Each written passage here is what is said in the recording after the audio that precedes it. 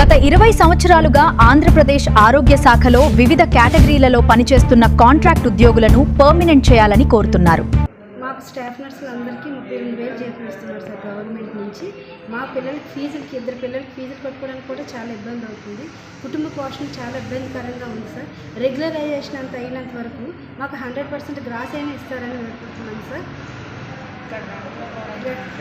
ఇక్కడ పాడేరులో పాడేరు అంటే ఓవరాల్గా అందరూ కూడా 200 కిలోమీటర్స్ దూరంలోనే ఉన్నారు సార్. మేము ఇక్కడ అద్దెలు కట్టుకొని పిల్లలకి ఫీజులు కట్టుకొని కూరగాయలు కొనుక్కోవాలన్నా చాలా ఇబ్బందికరంగా ఉంది సార్. ఇప్పుడున్న ఆర్థికపరమైన ఇబ్బందులకి, ఇప్పుడున్న రేట్లను బట్టి మాకు జీతాలు పెంచుతారని ఆశిస్తున్నాం సార్. గవర్నమెంట్ లోకేష్ అన్న, చంద్రబాబు నాయుడు సారు, పవన్ కళ్యాణ్ అన్న, మీరు మా బాధలను అర్థం చేసుకొని, మేము చిన్న కుటుంబాలు సార్, మాకు ఇబ్బందులు పడుతున్నాం కనుక మా ఆర్థిక ఇబ్బందులను దృష్టిలో పెట్టుకొని మా జీతాలు పెంచి మమ్మల్ని అందరినీ రెగ్యులర్ చేస్తారని. ఇప్పుడు నా వయసుకి వచ్చేసరికి 45 years అయిందండి. నాకు 7 years 10 years ఎక్స్పీరియన్స్ ఉంది.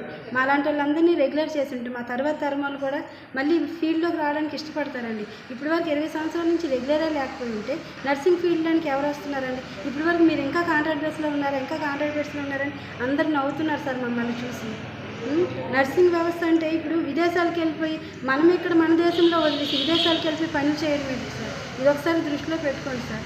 ఇప్పుడు ఆస్ట్రేలియా, యుఎస్ఏకి అందరూ నర్సులు అక్కడికి వెళ్తున్నారు. అక్కడ ఉద్యోగాలు అంటే 3 లక్షలు 4 లక్షలు నెలకి జీతమని.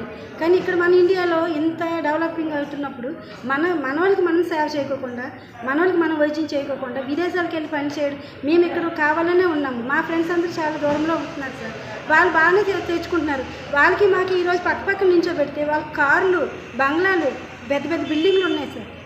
మేము ఎక్కడేసిన గొంగులు అక్కడే ఉన్నాం. ఎందుకంటే మన దేశము, నా వాళ్ళు, నా ఊరు అనుకొని మన వాళ్ళకి మేము సేవ చేసుకొని ఉండాలనుకున్నాం సార్. మేము విదేశాలకు వెళ్ళడానికి విచిత్రం ఏం లేదు సార్. మాకు వర్క్ వచ్చు, మేము ఎక్కడికి వెళ్ళినా పని చేయగలం.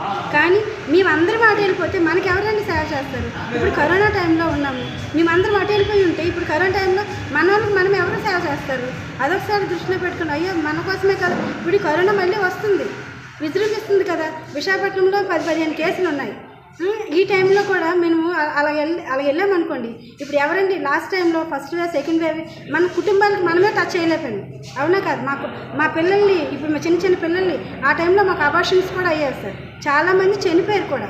కానీ ఇప్పుడు గవర్నమెంట్ నుంచి మాకు ఎక్స్గ్రేషన్ ఏమీ లేదు. ఇప్పటికిప్పుడు మేము చనిపోయినా కానీ మాకు గవర్నమెంట్ నుంచి ₹1 కూడా రావటం లేదు సార్. ఎందుకంటే ఇంత చదివించారు, ఇప్పటివరకు మా పిల్లలకి ఫీజులు కట్టుకొని ఇలా మేము బ్రతుకుతున్నాము. ఈ క్షణంలో మాకు ఏం జరిగినా మాకు ఎటువంటి సెక్యూరిటీ లేదు.